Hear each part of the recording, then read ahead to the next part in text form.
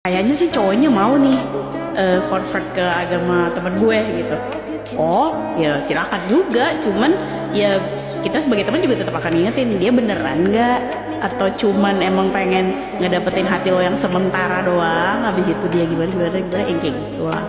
Jadi intinya fungsinya temen kayaknya itu nggak sih? Pokemon Podcast Gemini. Oneng. Dia ngerasa dipojokin sama teman-temannya, ngerasa nggak adil, sampai akhirnya kayak emang sih dia putus bukan gara-gara temennya, cuman maksudnya kayak dia udah ngalamin banyak hal lah gara-gara dipojokin itu kan sama teman-temannya. Sampai akhirnya putus. Selang beberapa tahun kemudian temennya pacaran sama beda agama juga, temen yang ngejudge tuh pasti. Iya. Oke, paham. Dan kayak respon lu gimana ketika lo tahu? Gue sih cuman bilang kayak ya ini yang gue rasain gitu.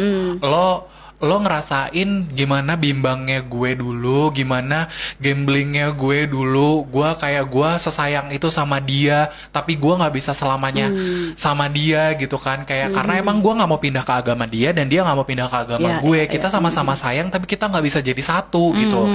Ya ini karma buat lo gitu. Dia cuma bilang kayak gitu sih. Oke. Kalau menurut lo dari kasus ini tuh gimana? Di TikTok tuh ada satu kayaknya sih potongan dari film apa gitu. Ya, lo gimana sih fungsinya teman dekat adalah untuk ngomong jelek-jeleknya lo, untuk ngebuka apa yang salah dari lo, yang intinya kayak hancur-hancurnya lo ya lo ngomongnya sama temen deket lo gitu.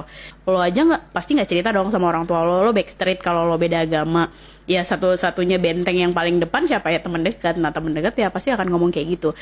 Jadi ketika tadi lo bilang ada temennya yang ngejudge, menurut gua sebagai orang yang juga gua punya temen yang kita judge gitu, gua rasa sih justru itu fungsinya temen gak sih? Kayak emang bilang, lo mau sampai kapan sama dia beda agama gitu. Meskipun kalau namanya temen ya pasti ngedukung. Paling cuma kita bisa ceng-cengin aja mau sampai kapan, yang kayak gitu-gitu. Ketika kita denger